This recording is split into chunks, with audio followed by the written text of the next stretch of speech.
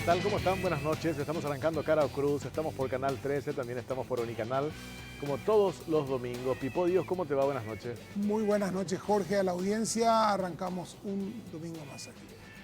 Bueno, a ver, Mauricio Bejarano está con nosotros, viceministro de Minas y Energía. ¿Qué tal, viceministro? ¿Cómo te va? Buenas noches. Muy bien, un gusto estar contigo, Jorge, Pipo. Un placer estar en el programa de ustedes, en un programa tan visto como el de ustedes. La semana pasada estábamos viendo el anuncio que hizo el presidente de la República con el ministro asesor jurídico, este decreto que reglamenta lo que crea las condiciones para la inversión privada en lo que respecta a generación de nuevas fuentes de energía, ya no depender de la energía hidráulica.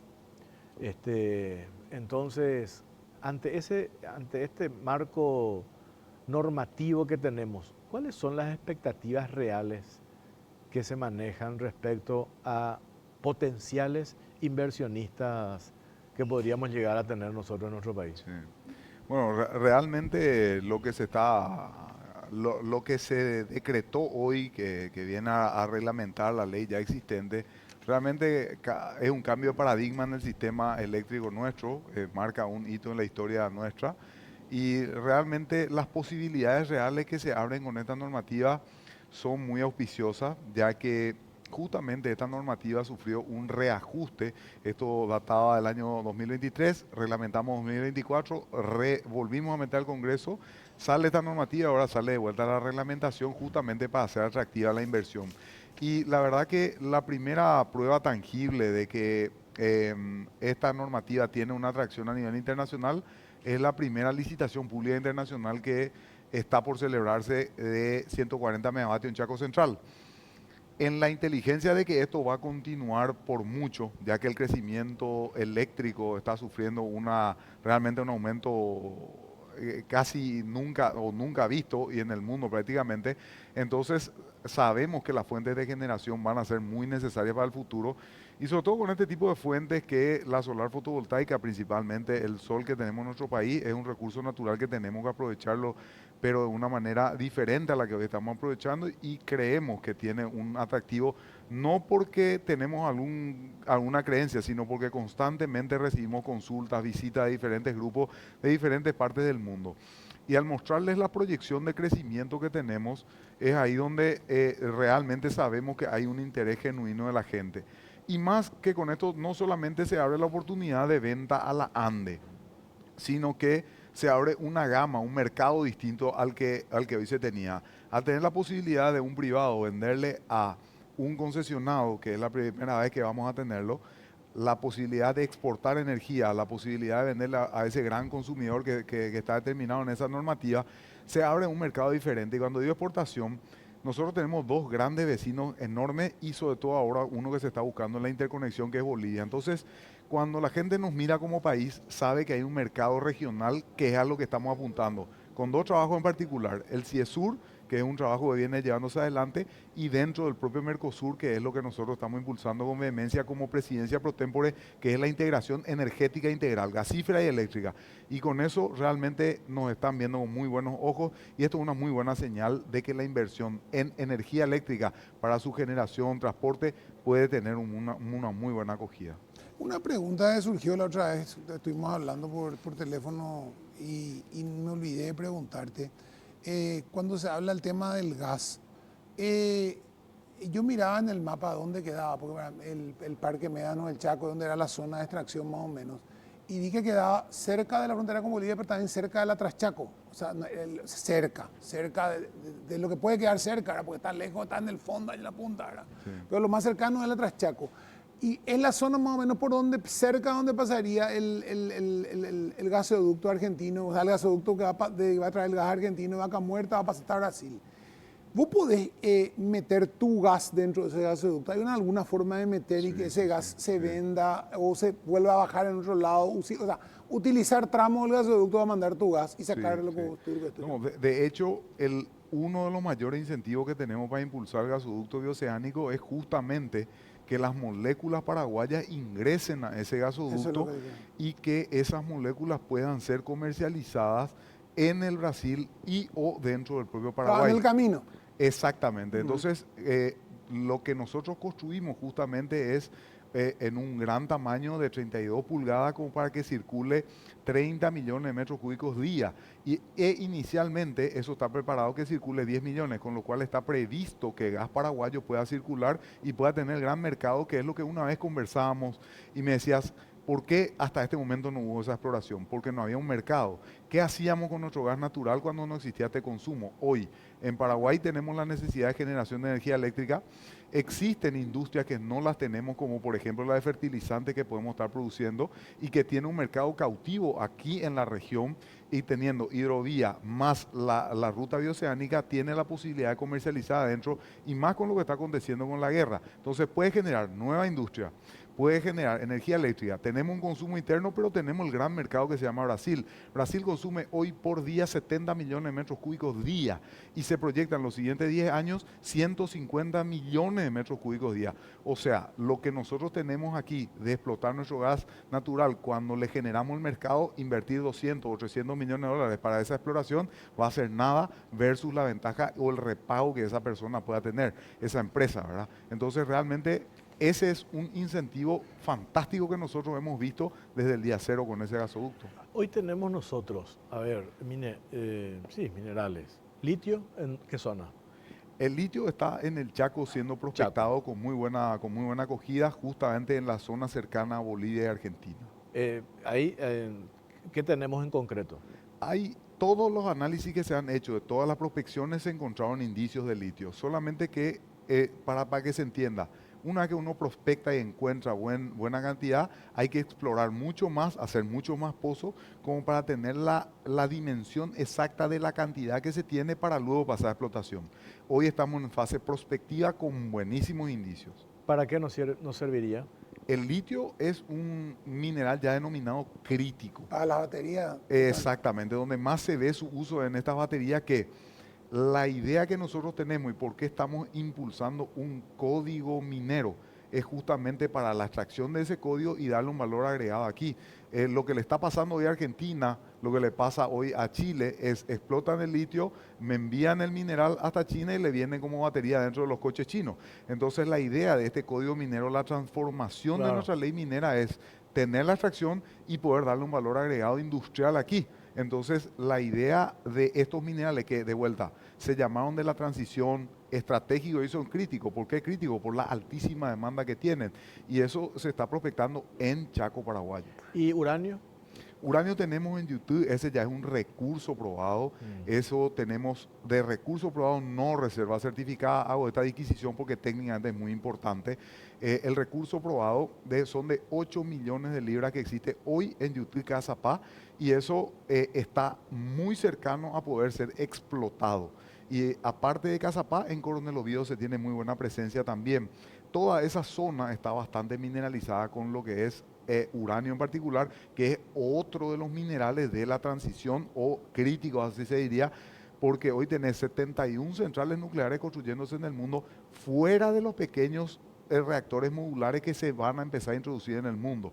Entonces, para el futuro, el mundo está viviendo lo que se llama la transición energética. Esa transición energética que lo pasa cíclicamente cada periodo de tiempo, ahora esta última transición energética es donde se le da una sobrevaloración a la energía eléctrica.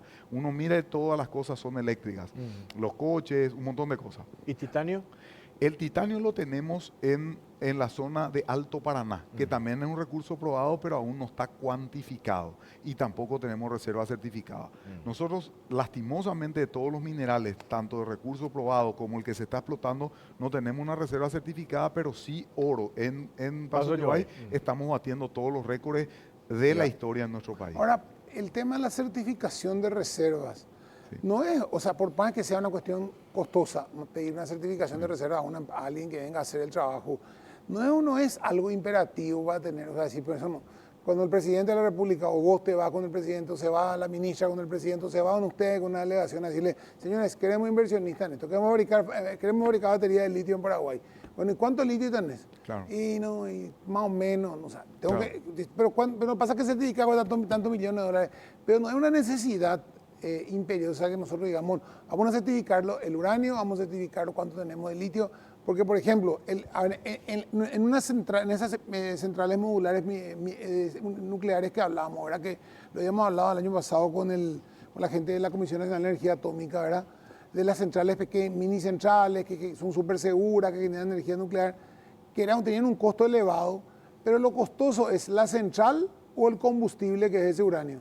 No, la central en sí todavía es muy costosa. Esos precios seguramente con el paso del tiempo van a ir bajando, pero sí es un categórico que tenemos que certificar nuestra reserva. De hecho, está dentro de nuestra normativa y es para pasar a explotación. Hoy ya requerimos que eso tenga reserva certificada, porque es lo que bancariza eso.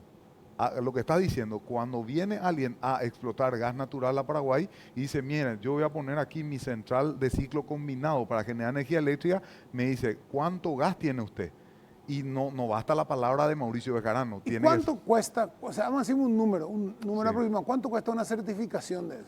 No, eso está directamente vinculado y relacionado a tu exploración. Si yo tengo indicios de gas, para poner un ejemplo, el 98% en la cuenca del Carandaití de los pozos hechos tuvieron kick de gas. Hay presencia de gas natural.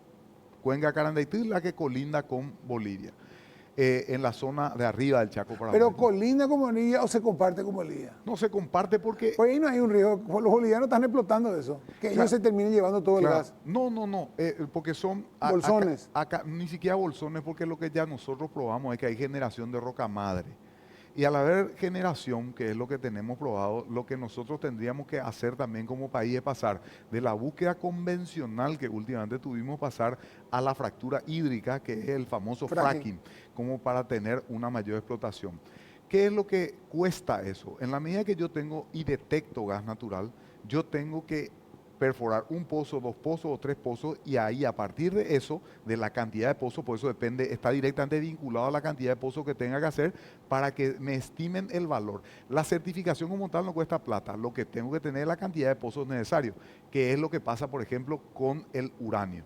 Falta una cierta cantidad de información para que un organismo internacional diga, con esta información yo ya le puedo decir a usted que esta reserva está certificada y hay este volumen por este periodo de tiempo.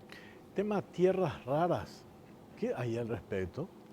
Tierras raras se está prospectando y se está teniendo muy buenos resultados también en la zona de Amambay y Maracayú y un poco en la zona del Chaco colindante con Brasil.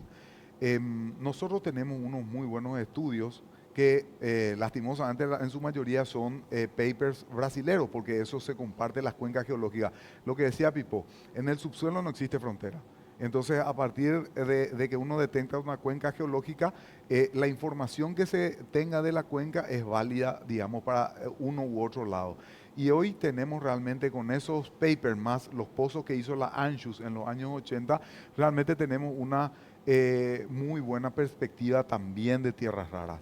Entonces, hoy tenemos en prospección minera, litio, tierras raras, cobre, titanio, uranio, hierro. Cobre. Cobre también se está prospectando, exactamente. ¿Dónde? Y en la zona colindante a la de las tierras raras, ahí se está buscando. ¿Por qué? Bueno, vos que ya este es tu segundo periodo en tu condición de viceministro. Sí. ¿Cómo es que no avanzamos? A ver, porque yo tengo, a ver, en este oficio 33 años y todo es prospección, prospección, prospección, hasta que un expresidente liberal dijo, vamos a bañarnos en petróleo, Sí. un amigo de Pipo. Sí. Pero nos quedamos en eso. Digo, ¿cuándo pegamos el salto? Cuando miramos alrededor, Argentina, Bolivia, Brasil. Sí. Bueno, Y nosotros estamos todavía en esta etapa hace 20 años, 30 años. como bien lo dijiste, hoy el mundo vive en minería. Vamos a hablar de minería, después podemos ir a hidrocarburos. En minería el mundo vive una situación muy distinta. Incluso está marcando geopolíticamente la división del mundo. Excepto lo que pasó hace muy recientemente con una visita del presidente de los Estados Unidos a China, que bueno, es una nueva era, digamos, geopolítica. Pero estos minerales críticos, que son los que se dan a partir de esa transición energética, en donde tiene una exacerbación la energía eléctrica y su utilización en la misma, entonces hoy se tiene una prospección y una inversión mucho más agresiva. ¿Y por qué estamos cambiando nosotros nuestra normativa? justamente para hacerla mucho más ágil, dinámica y más atractiva. Nuestra ley de minería data de hace mucho tiempo. Lo que hicimos en el periodo pasado anterior fue intentar depurar de las especulaciones y hoy estamos en condiciones de decir, y te puedo decir con certeza, yo no tengo un recuerdo que el catastro minero esté con las inversiones que están habiendo y con la cantidad de permisos que estamos teniendo. Es verdad que un prospecto minero, cuando menos, tarda 8 a 10 años para su desarrollo. Entonces, lo que nosotros veremos va a ser en 8 o 7 años eso explotándose. Y hoy tenemos capital interesado, serio y real. Cuando los Estados Unidos firma con nuestro canciller un memorándum de entendimiento diciendo me interesan los minerales críticos de tu país, cuando se tiene capital emiratí diciendo yo quiero venir a tu país, cuando se tiene capital hindú, cuando se tiene capital de Kazajistán que han cruzado el océano a venir, uno dice, bueno, estamos ante una situación distinta a la que hemos vivido anteriormente. De hecho, 10 años atrás las tierras raras no tenían ningún valor. ¿Por qué ese capital que estás mencionando de diferentes países, qué es lo que vieron ellos para decir, espera un poco, yo puedo invertir allí? ¿Qué es el elemento objetivo que vieron ellos para decir, mira qué interesante? Porque la información de que había eso la tuvimos siempre. Sí, había como un rumor de que hay todo, pero nunca había, o sea, como hoy que hay un poco mayor éramos los raros. Esa es la realidad. Y uno mira, y eso uno lo puede googlear tranquilamente, y puede ver la cantidad de billones de dólares comprometidos para estos minerales críticos que hace que la cosa haya tornado diferente. La mayor información que nosotros tenemos en nuestro subsuelo data de las perforaciones que hizo la ANSHU en los años 80. Esa es la mayor información que tenemos. Y en aquel entonces ya se detectaron estos minerales. Solamente en aquel entonces no tenían ningún valor, al igual que el gas natural. El gas natural cuando venían los norteamericanos en la década de los 80, 90 y tenían un kick de gas, tapaban y se iban. Hoy el gas natural toma un rol diferente. Hoy estos minerales que no valían absolutamente nada, hoy tienen un valor. De hecho, en un periodo pasado anterior gubernativo, el uranio tuvo una depreciación por aquel accidente de Fukushima. Hoy tenés 71 centrales en el mundo construyéndose. Entonces la situación de la utilización más el capital comprometido, porque se pasan de llamar de la transición a críticos, porque tiene una utilización exacerbada, es lo que nos posiciona a nosotros de manera diferente, sumado de vuelta también a esa guerra geopolítica que el mundo está jugando, ¿verdad? Ahora, esto tiene que ser, evidentemente, la lógica dice y el mercado dicta que tiene que ser una iniciativa privada con el gobierno, no el gobierno poniendo la plata, porque por lo menos en lo que vimos, ¿verdad? En la Argentina está funcionando ahora Vaca Muerta con el tema de que hay capitales privados que están poniendo decenas de miles de millones de dólares para armar un pool de empresas. En Bolivia, el desastre que tienen con el tema del gas y el petróleo es justamente porque se nacionalizó todo. Venezuela, ni hablemos del desastre que hicieron y que están recuperando los americanos ahora con las petroleras americanas, están reabriendo y haciendo nuevamente las prospecciones y generando nuevamente, porque el Estado se fue a la mierda con PDVSA. O sea, evidentemente el Estado no funciona como explotador de eso. Tiene que ser como una sociedad, una APP, ¿verdad? Y hay países del mundo donde sí. Y el ejemplo que hoy tenemos, vos tocaste Vaca Muerta. Vaca Muerta hoy tiene billones de dólares invirtiéndose, porque realmente con esto que está pasando a nivel de la guerra, Argentina tiene la posibilidad enorme de volver a posicionarse en una economía potentísima en el mundo, porque hoy tiene comprometido contrato de gas natural licuefactado que están sacando ya por barcos con Alemania, le vendió a India. Argentina está en una posición de esa inversión, pero YPF también tuvo un repunto gigantesco. Entonces, lo que no se puede descartar es decir, esto funciona o no. Categóricamente el capital privado siempre es el que mayor inversión hace y es lo que tenemos que apuntar. Ahora, hay empresas del cobre como la chilena, que es estatal, que funciona una maravilla. Hay empresas del cobre que son de Canadá que funcionan una maravilla, estatales. Entonces, y un YPF, el repunte que tuvo últimamente es fantástico. Uno puede mirar los números. Pero fíjate, YPF, cómo está sometido a los vaivenes políticos. La misma CODEL con Chile estuvo sometida a los vaivenes políticos durante los periodos, depende, estuvo a la izquierda, estuvo a la derecha, después la izquierda. O sea, ese es el problema cuando están en manos del Estado. En Canadá no pasa nada, en Canadá luego no pasa nada, creo que ni llueve. Sí. Pero digo nomás, pero A lo que vamos en nuestros países latinoamericanos, teniendo Chile como ejemplo de estabilidad, es un país que ha tenido sobresaltos. No hablemos de lo que le pasó a YPF, ¿verdad?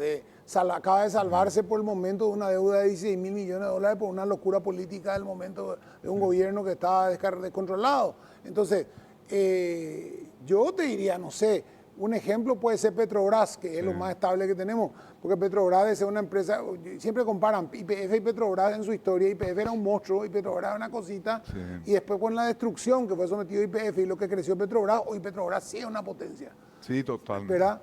Pero yo acá, justamente con los vaivenes políticos, no estamos discutiendo, realmente ahora estamos discutiendo una estupidez. O sea, tenemos dos parques nacionales que suman 1.300.000 hectáreas. Imagínense, y le digo a la gente, 1.300.000 hectáreas, Asunción y Gran Asunción, o sea, Lambaré, Mariano Roque Alonso, toda la zona alrededor de la ciudad de San Lorenzo, Fernando, Lambaré, tiene 70.000 hectáreas, 70.000, ¿verdad? Y estamos hablando de 700.000 por un lado y 600.000 por otro en otro parque, o sea, 1.300.000. Y acá se quieren utilizar 2 hectáreas para explotar el gas natural y están haciendo problemas sobre 2 sobre 1.300.000. Imagínense qué puede estar el hábitat del pájaro cucú, del tigre, del león marino, de agua, sin agua. ¿De qué es lo que estamos hablando? O sea, estamos, y lo digo yo, no lo dice el ministro, no vayan a culparla a él, mátenme a mí, no tengo ningún problema, ¿verdad? Voy a morir con las botas puestas, como diría uno que ya murió. Yo, al que me venga a decir esas 2 hectáreas, yo doy tal sopapo si soy presidente de la República, al que venga a decir 1.300.000 hectáreas, que ahí van a tocar 2, van a destruir el hábitat de no sé quién. Mudarle 2 metros a la derecha y ya está, al pajarito ese o al tigre ese, moverle a la derecha con la plata que va a generar. Le podemos construir un parque de diversiones también. O sea, es una locura atrasar todo el desarrollo de un país y someter a toda una población por las locuras que al final de cuentas esta ONG viene de dinero que viene a través de lavado y lavado y lavado de la misma petrolera que nos venden a nosotros el gas y el petróleo después que nosotros no podemos brotar el nuestro. Con la ganancia de ellos, con esa ganancia, una moneda le tiran a esta ONG de mierda para que tranquen todo. Lo dije yo, no lo dice el ministro, él no se hace cargo, me hago cargo yo. Acuérdense de eso. Y realmente, Pipo, lo que tenemos Los números hablan solo. Y lo que hay que entender siempre con respecto a la energía particularmente es que todo lo que sea minería, hablando de eso, todo lo que sea minería, todo lo que sea energía, todo lo que sea hidrocarburos, nosotros tenemos como una premisa absoluta una licencia previa medioambiental. Ni las canteras que de libre explotación se hacen sin una licencia previa. Nosotros tenemos la bandera del desarrollo sustentable, que es lo que hay que apuntar, y realmente todo lo que fuera más hidrocarburos, más minería, hay que prestarle suprema atención, pero categóricamente tenemos que entender que el mundo transita hacia una necesidad energética muy importante, y esa necesidad energética nosotros tenemos que cubrirla, y de hecho construimos esta última nueva normativa recientemente referenciada en la inteligencia de mayor inversión en generación para sostener este crecimiento económico que el Paraguay está viviendo hoy. Necesitamos nosotros, en lo que respecta a marcos regulatorios, cuestiones normativas para todo esto que estamos hablando. Sí. ¿Estamos carentes todavía de eso? Sí, categóricamente. Nosotros estamos ahora terminando, yendo a energía eléctrica en particular, lo que nosotros estamos haciendo ahora terminando la ley del ente regulador energético, porque categóricamente quien venga a invertir del sector privado, la empresa que venga a meter en esta planta solar fotovoltaica 70, 80 millones de dólares, va a necesitar un árbitro que dirima las cuestiones que tenga a quien le venda la energía, que en este caso en particular va a ser la ANDE, pero puede ser un concesionado, pero puede ser exportar, pero puede ser a un gran consumidor, y ahí se necesita un árbitro, con lo cual sabemos la necesidad de un ente regulador y ahora estamos terminando esa normativa.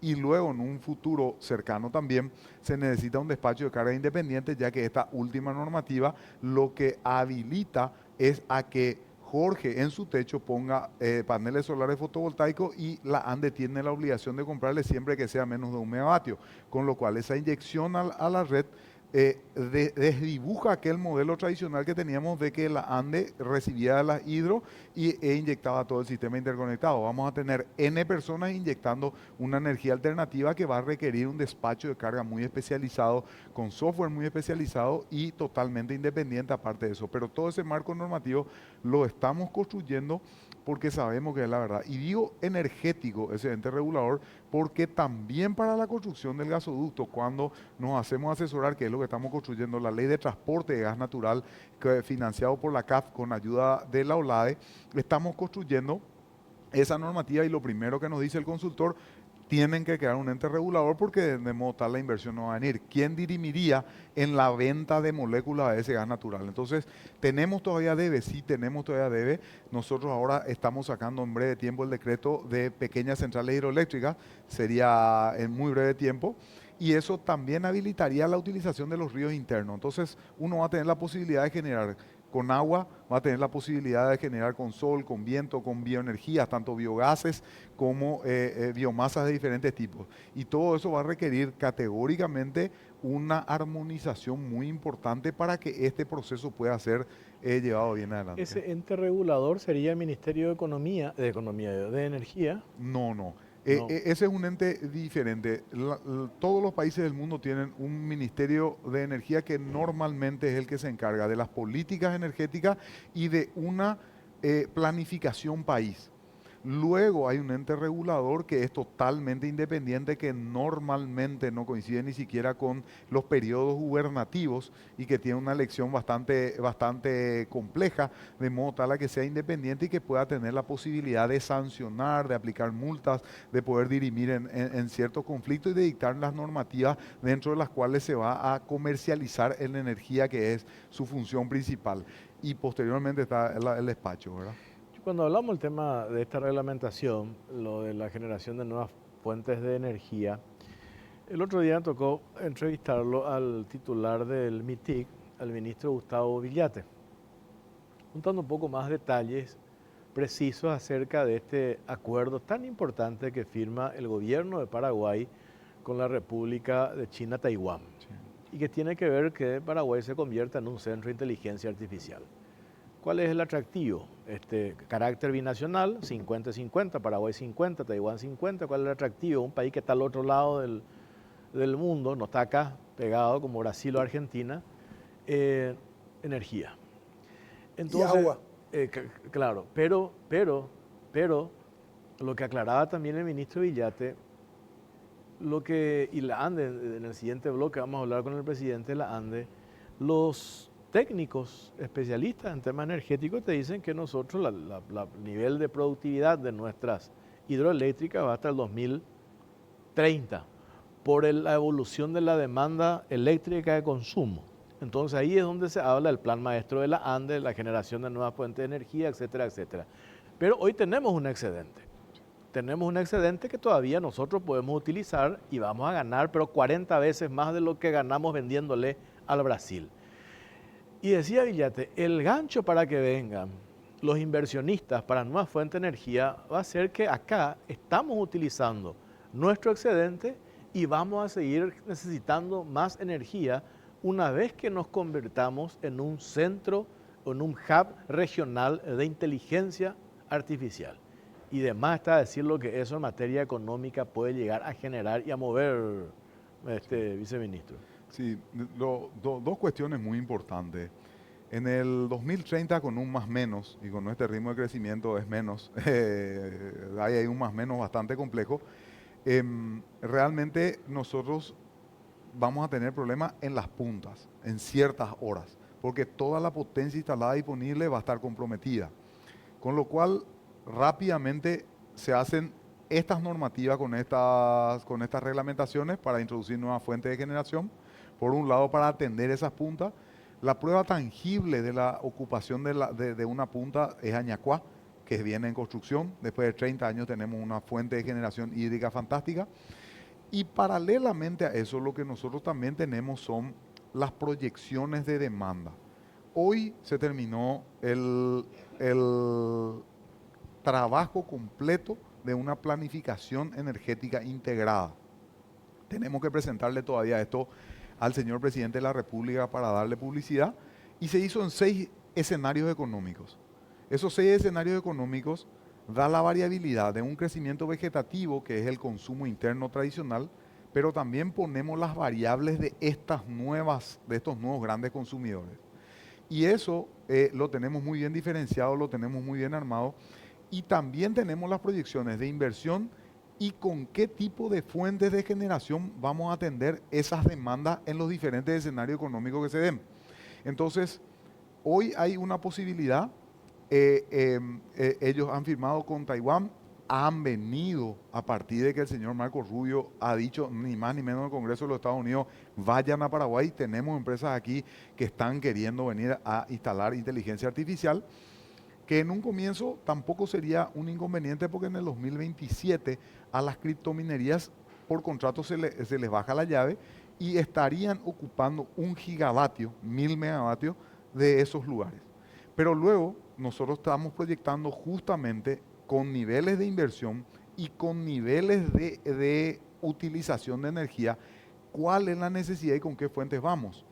Hay escenarios hidro tratando de explotar, por ejemplo, la cuenca Río Paraná, que es Corpus, Itatí, más Yacyretá, y otras fuentes que se van sumando. Tenemos un escenario gas natural, más eólica, más todo el resto.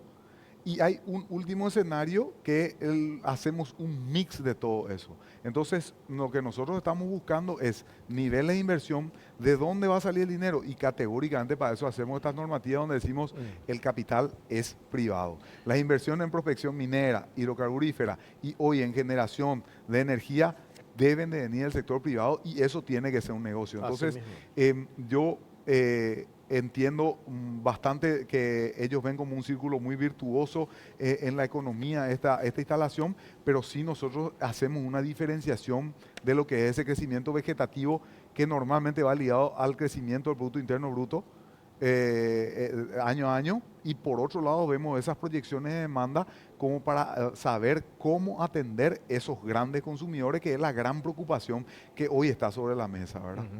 Viceministro, te agradecemos tu tiempo, muy amable. No, por favor, el agradecido soy yo, siempre dispuesto a participar cuando me invitan, porque para mí es un gusto hablar con ustedes y contar un poco todo lo bueno que viene haciendo el gobierno, con proyecciones realmente de Estado, de legados hasta el 2050, que estamos construyendo una política energética, que estamos ejecutándola, que estamos haciendo ese plan energético que nos proyecta hasta el 2050. Entonces, para mí es un gusto estar aquí y contar todo lo que venimos trabajando. Muchas gracias. Tenemos que hacer una pausa. A la vuelta va a estar con nosotros el ingeniero Félix Sosa, presidente de la ANDE. Hacemos la pausa, pero antes, ¿qué tenemos, señor director? Algo le pasó.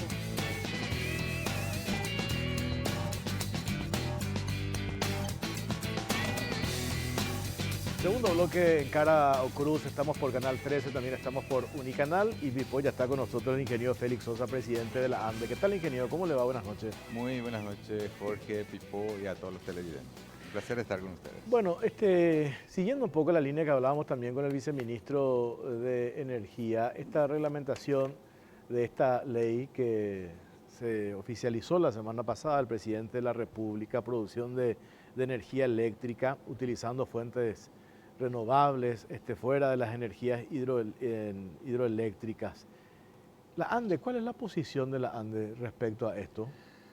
Y realmente para nosotros la aprobación de esta ley marca un hito, es un punto de inflexión en la diversificación de la matriz energética en Paraguay. Y en ese contexto quería mencionar que realmente esta ley es una ley muy moderna, una ley que se construyó en base a un consenso en equipo entre la ANDE, el Ministerio de Economía y Finanzas, el Ministerio de Obras Públicas y Comunicación a través del Viceministerio de Minas y Energía, el MIC, la Dirección Nacional de Contrataciones Públicas también aportó, porque en esta ley existen algunas excepciones que no contempla la ley 70 y 21 de compras públicas, y también nos acompañó el Banco Mundial desde el inicio de este proyecto con un consultor muy interesante que fue gerente general de UTE Uruguay, que ellos tuvieron esta reforma, principalmente en la generación de energía eléctrica hace 12 años aproximadamente, y esa persona que estuvo trabajando en eso nos apoyó para que realmente esta ley pueda salir y que definitivamente va a servir, reitero, para poder iniciar las grandes transformaciones en el tema de generación de energía eléctrica con fuentes renovables no convencionales. Para la reglamentación nuevamente trabajamos en equipo y para tener una idea, Jorge Pipó y a todos los televidentes, hace 2 días atrás salió esta reglamentación, ¿verdad? Esta semana. El día siguiente nosotros ya enviamos el pliego de bases y condiciones para la primera licitación, porque ya teníamos todo preparado en forma paralela. Entonces, un día después de la reglamentación ya enviamos el pliego de bases y condiciones a la Dirección Nacional de Contrataciones Públicas para empezar el proceso de la primera licitación a gran escala de 140 megavatios de potencia de generación fotovoltaica. El lunes 1 de junio se va a realizar una audiencia pública sobre el pliego a los efectos de que los interesados puedan conocer y de repente también opinar al respecto y si fuera necesario ajustar ese pliego para que sea viable su implementación, y nuestra meta es que este año se pueda ya adjudicar y firmar contrato de esta primera planta fotovoltaica de 140 megavatios de potencia y posteriormente ir replicando en diferentes zonas del país. Esto en total, esta licitación puntual, después para ir a Sí, otra, desmenuzando un poco sí. lo que implica esta reglamentación, estamos hablando de quiénes pueden participar. ¿Es una licitación pública internacional? Sí, así es. En realidad yo traje un gráfico A para ver, mostrar cómo, ahí está. en qué contempla. Este es el plan maestro de la ANDE con Sí. una proyección en 2043, donde tenemos necesidades según la proyección de crecimiento vegetativo. Esto se va a ir actualizando lógicamente cada 2 años, y cuando aparecen nuevas cargas importantes es la proyección hasta el año 2043. Y si podés pasar nuevamente, por favor, ahí tenemos las alternativas, que estuve escuchando también al viceministro hablando al respecto. Nosotros tenemos varias alternativas, pero la primera alternativa, que sería la opción A, trata mayoritariamente de generación solar, es decir, fotovoltaica con banco de baterías y pequeñas centrales hidroeléctricas. La opción B es toda la opción A más centrales de bombeo, una tecnología bastante utilizada también en otros países.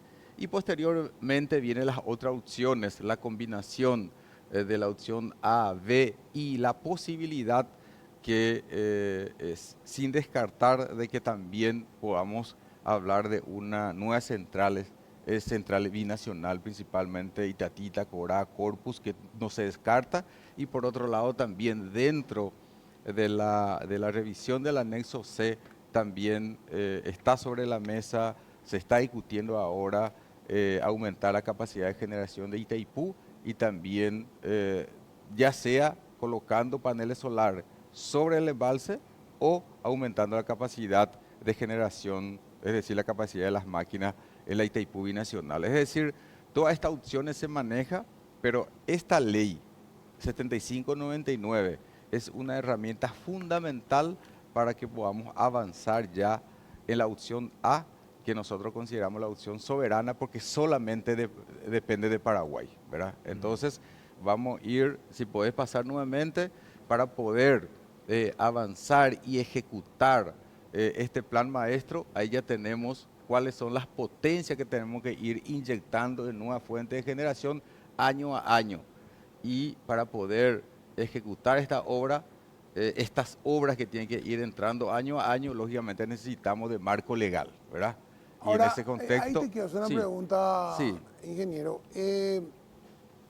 Vos hablás acá en el primer cuadro que yo vi, en el segundo cuadro, dice alternativa de solución y habla de varias opciones, de la A a la F, y habla con centrales hidroeléctricas, y habla de expansión de la generación en la central hidroeléctrica de Ipú como una cuestión de paneles fotovoltaicos, batería de litio, pero no se refiere no se habla en ninguna parte, o no encontré yo el aumento, por ejemplo, se habla en Itaipú, por ejemplo, que hay capacidad para más turbinas. Se habla en Yacyretá que hay capacidad para más turbinas. De hecho, hay.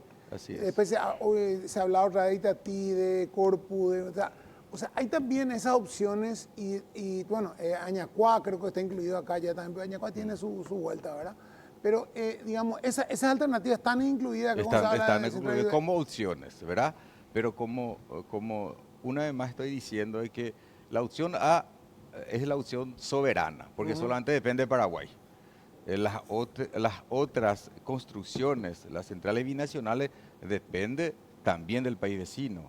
Entonces, depende de otro país también para tomar esa decisión, a pesar que Paraguay está Pero decidido. ahí, por ejemplo, en el caso de Itaipú, yo creo que con Brasil es mucho más ágil la cuestión en el caso de agregar turbinas.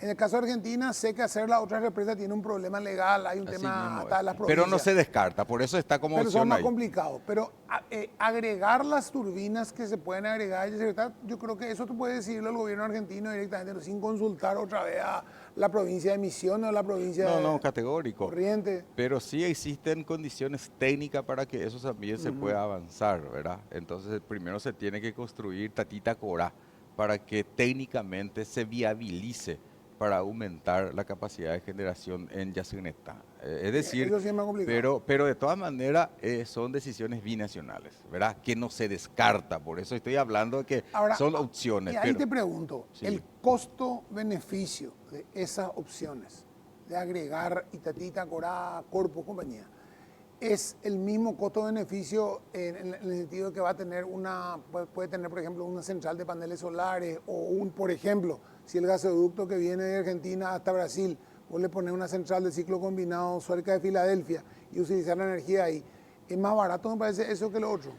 Nosotros no descartamos ningún tipo de fuente de generación porque cada uno de ellos tiene su ventaja y desventaja.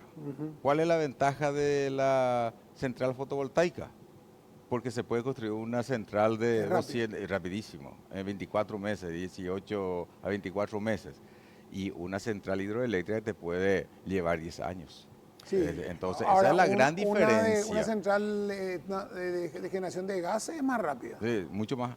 Sí, es que tenemos gas, ¿verdad? No, claro. O sea que, pero eso no se descarta, por eso existen varias opciones. Pero lo que yo quería resaltar, que todo eso no se descarta, por eso está como opciones, pero lo que nosotros tenemos en el país, ¿verdad? Que por eso consideramos nosotros que la opción A es la opción soberana, depende de nosotros.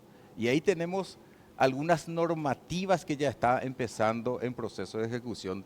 Por eso ahí en la siguiente página están algunas normativas, ahí están las normativas, la 3009 de pequeñas centrales hidroeléctricas, que tenemos una potencialidad no tan importante, pero sí va a colaborar bastante también, aproximadamente 1000 megavatios de potencia. Esa ley se modificó a través de la ley 7299 que está en proceso de reglamentación, ¿verdad?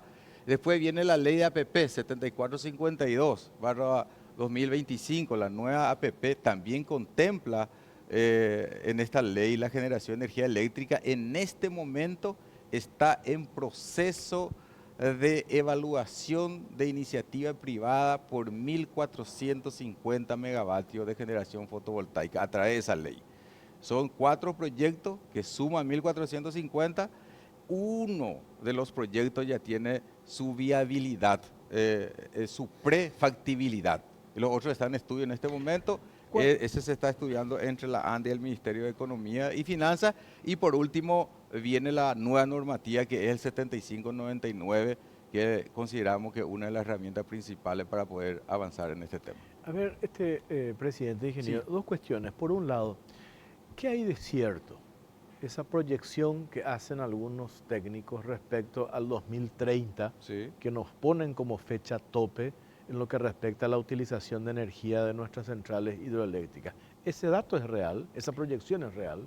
la proyección, si continuamos con este nivel De crecimiento. sí, es real, 2030-2032. Por eso es que nuestra meta es que de este año tenemos que comenzar a licitar y comenzar a generar a través de otro tipo de fuente de generación, ¿no es cierto? Ok. Entonces eso es muy importante y en ese contexto, para que no se llegue a esa situación de insuficiencia en la generación, es que en este momento, por ejemplo, ya se está evaluando un proyecto de iniciativa privada de 1.450 megavatios que vamos a inyectar y nuevamente este año. Lo inmediato hoy, Sí. teniendo en cuenta esta proyección Sí. y haciendo el seguimiento Sí. del consumo, el potencial de consumo y crecimiento que estamos teniendo, que en los últimos 10 años ha crecido de una manera exponencial. Lo que hoy ya tenemos es, apenas se reglamenta esto, ya salieron ustedes con la licitación. Así mismo es. Bueno. Y el día siguiente, por eso Sí. te estoy diciendo, anteayer se reglamentó, ¿verdad? En Bueno, estos y días, esto, mejor y dicho, esto se echa por reglamentó. tierra entonces aquello que nos dice no estamos preparados nosotros para lo que podemos, varias veces vengo escuchando, dice nosotros estamos preparados para eso, claro que estamos preparados y tenemos este plan maestro de la ANDE que yo siempre menciono. Jorge, siempre se reclamó de que tenemos que usar nuestra energía Sí. en el territorio paraguayo para el desarrollo de nuestro país. Y ahora se está utilizando. No, y Es decir, ahora el problema es que se utiliza la energía. O sea, yo toda la Pues, vida escuché los entonces- grandes reclamos eran eso. ¿Por qué no usamos Sí, nuestra ahí energía? está. ¿Por qué vender? Le regalamos a Brasil. ¿Por qué? Tal cosa. y bueno, y ahora en 3 años nosotros tuvimos un aumento de consumo del 50% único a nivel global. O sea, en ningún país del mundo Y además el precio que está a vendiendo aumentar. internamente es mayor de lo que está vendiendo la Brasil. Entonces, ¿qué significa eso? Significa, para mí, transmite dos señales. Por un lado, que el gobierno del Paraguay está apostando en la utilización de nuestra energía en el territorio paraguayo para su desarrollo. Y en segundo lugar, la ANDE tiene la capacidad para poder soportar esa demanda explosiva que está ocurriendo en estos últimos O sea, hoy la 3 años. ANDE puede absorber sus 50 y sus 50 más Acaraí sin problema y distribuir en determinadas zonas, digo en todo el territorio Sí, nacional, sí, categórico. pero en las zonas industriales puede hoy utilizar, puede comprometer porque tiene la capacidad de administrar eso. Eso En es lo este importante. momento, hasta Iguazú, hasta el Alto Paraná, podemos utilizar el 100% de la potencia disponible en Itaipú en nivel de 500 kb, ¿verdad? Entonces, ¿qué es lo que quiero decir con esto? De hecho, esa demanda, ese aumento de 50% de demanda, lógicamente también responde a la instalación de estas actividades de criptominería. Bueno, pero mientras tanto, Pero- ¿cuánto pagan? Y el que mejor paga. Por eso, o sea, El que ¿cuánto te mejor está pagando cuánto te paga en Brasil dólares? por llevar el excedente y cuánto te paga por la misma unidad de medida el criptominero? Entonces, ¿qué te importa quién lleva? Lo importante acá es que se está utilizando en el país y tenemos la capacidad de utilizar. Claro. ¿Verdad? De hecho, esto tiene contrato hasta el 31 de diciembre del año 2027, porque pensamos que a partir de ahí de repente se pueda cambiar las actividades y a partir de ahí estoy seguro que ellos, si quieren continuar, va a haber otras condiciones con la ANDE, por eso la importancia de esta ley. Y a mí me encantaría que pase nuevamente Ahora, el te último... quiero preguntar antes del tema, y Sí. salir un poco del tema solar, porque hablaste de los paneles, pero el hecho de que la ANDE sea el ente regulador del tema de energía solar, ¿verdad? Así es, ¿verdad? No. La No es- autoridad de aplicación es MOPC. Pero si yo, por ejemplo, tengo un campo Sí. en el Chaco y quiero poner paneles solares Sí. y eso va a sobrepasar mi necesidad y quiero vender. Yo tengo que tener autorización de la ANDE porque voy a vender, o si yo no voy a vender, no hace falta que tenga autorización de la ANDE para tener. Bueno, vender vos, esta ley, por eso, para responderte, esta ley es una ley tan moderna y tan interesante de que a partir de la vigencia de esta ley, en esta ley se creó la figura de un usuario de gran porte. A partir de 30 megavatios de potencia de un cliente y todas las solicitudes que se están realizando para el tema de inteligencia artificial, data center, todos están por encima de 50. Entonces, el usuario que que tiene una demanda superior Ah, ok. a 30 megavatios no necesariamente puede comprar de la ANDE la energía, sino puede comprar de un generador privado. Pero el que yo para generar, si yo pongo Sí. paneles solares en mi granja, vamos a decir, Sí.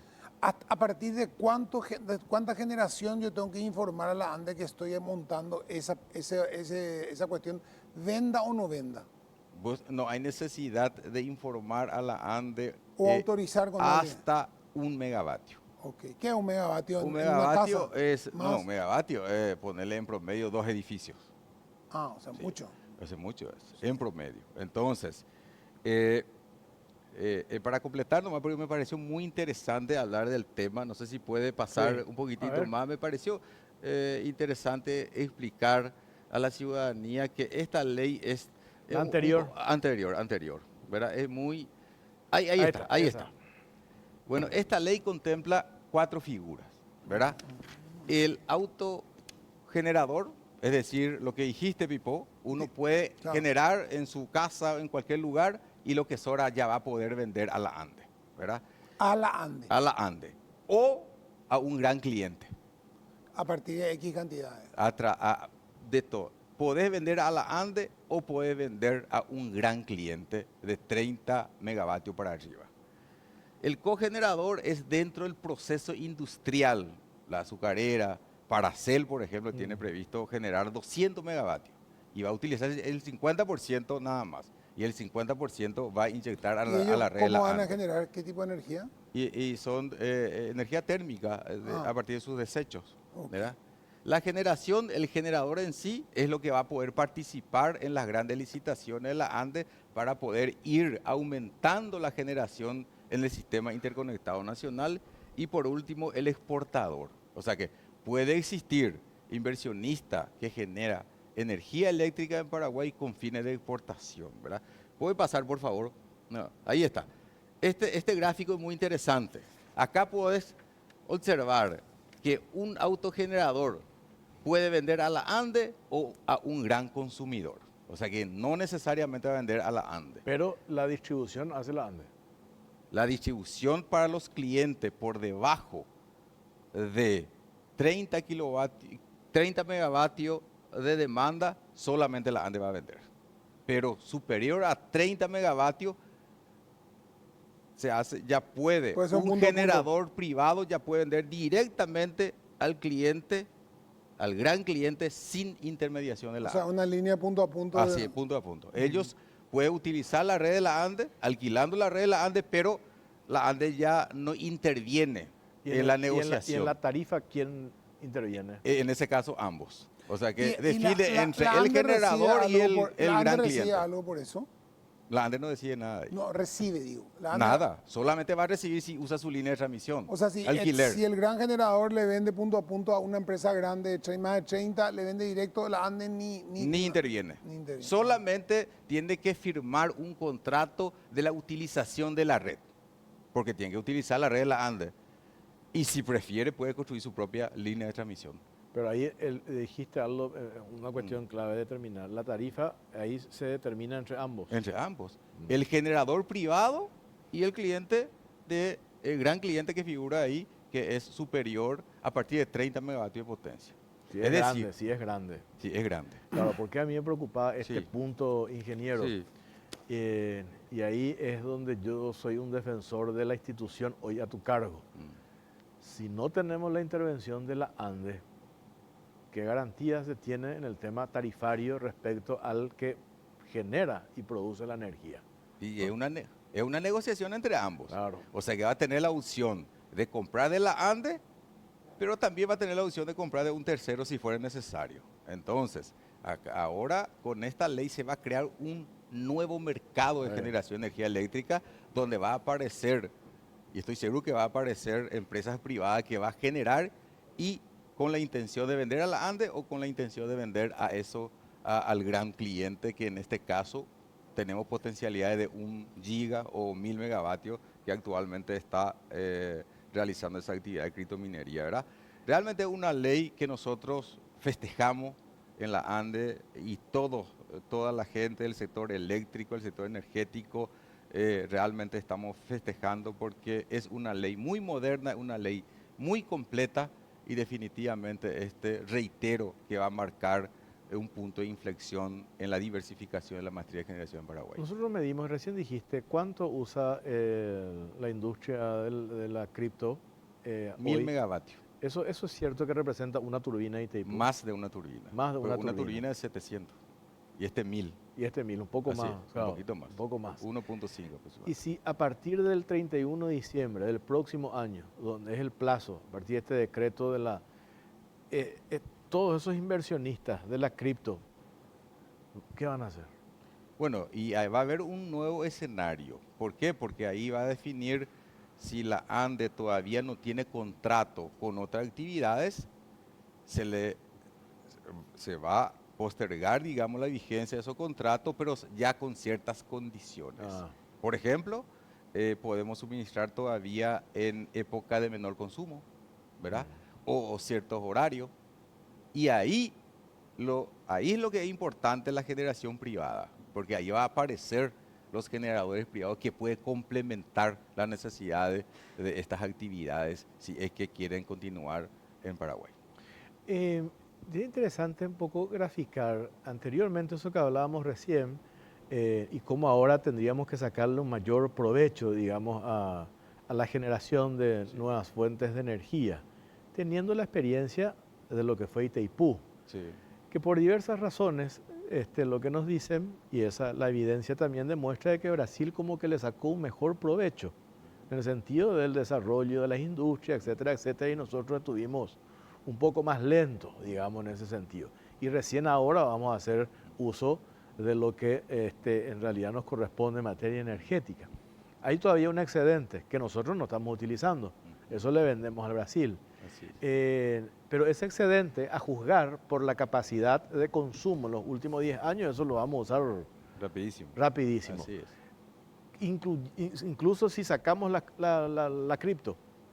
Y tenés ahí siempre digo que es tenemos 1000 megavatios como una reserva, porque el contrato de cripto también muy interesante porque es un contrato flexible, donde dentro de su contrato está contemplado de que la ANDE con un 10 minutos de anticipación para la desconexión, tiene que desconectar hasta el 90% de su demanda. Entonces es una demanda flexible, es lo ideal para el sistema eléctrico. De lo que nos corresponde, Sí. de nuestras centrales Sí. hidroeléctricas, de lo que nos corresponde, ¿cuánto hoy, haciendo números redondos, estamos utilizando hoy? Bueno, una cosa es la potencia nominal. Sí. La potencia nominal es 60%. Pero por otro lado también está la generación. La generación depende del combustible, en este caso del agua. ¿verdad? Factor climático. Entonces depende de eso, Sí. que varía. Sí. ¿verdad? Ahora se viene un factor climático fuerte, o sea, bueno para ustedes, pero malo para el resto del... Para la generación sí es Sí, bueno, ¿verdad? buenísimo. Así es. 60% entonces estamos usando. 60% de la capacidad nominal. Nominal. Nominal, ¿verdad? Eso es muy importante O sea, mencionar. Pero no de la capacidad de pero generación, porque eso depende mucho Si vos de las tuvieras situaciones. hoy clientes cripto que te dijeran, bueno, queremos ese 40% que falta, bueno, ponle que es 30, porque con el, Sí. con el seguro que puede asegurarle un 20, un 30, lo más Sí. lo que lo puede ofrecerle, ¿verdad? Así es. ¿Verdad? ¿A vos te conviene más venderle a ese cripto que venderle a Brasil? De por lejos, la eso utilización es lo que de llega, la claro. energía eléctrica Claro. en el territorio paraguayo es mucho mejor, porque paga impuestos y no genera mano de obra intensiva, pero sí es interesante. No, pero vos vendés más caro. Porque para nosotros es muy importante porque representa, para tener una idea, este año representa para la ANDE 350 millones de dólares de inversión, de ingreso. Y aparte es una herramienta también determinante en este proceso de negociación, de renegociación del anexo C. Porque anteriormente Brasil te condicionaba, me vende a mí, no le vende a nadie. Entonces, Acá, ahora tenés opción. ahora tenés espera opción un y poco, tenés espera muchos un poco. interesados, Claro, definitivamente. entonces, sirve también Sí. como una herramienta de negociación. Pero volviendo al tema de lo que se anunció la semana antepasada, la ida del presidente Peña a Taiwán. Sí. Este acuerdo binacional para el Centro de Inteligencia Artificial. Ustedes desde la ANDE, ¿cómo miran ese acuerdo que está todavía en la etapa de acuerdo? Eso se tiene que aterrizar en un proyecto piloto, tiene que pasar todavía por el Congreso le tiene que dar el ok porque tiene un acuerdo binacional, pero en líneas generales, ¿ustedes cómo ven eso, ingeniero? El memorando de entendimiento que se firmó está muy claro cuál es la potencia que inicialmente se va a utilizar. 10 megavatios. 10 megavatios tenemos en todos los rincones del país, ¿verdad? 10 megavatios. Inicialmente, o sea, no hay ningún problema para eso. Y en la segunda etapa, la intención es que todavía en este gobierno se pueda desarrollar la segunda etapa, es de 100 megavatios. También tenemos nosotros nuestra potencia nominal. Yo siempre aclaro la potencia nominal porque es una cosa la potencia nominal y otra cosa es la potencia de generación en base a la disponibilidad del agua. Es de 8.760. Entonces, 100 megavatios tenemos previsto comprometer en ese acuerdo. O sea que no hay ningún problema.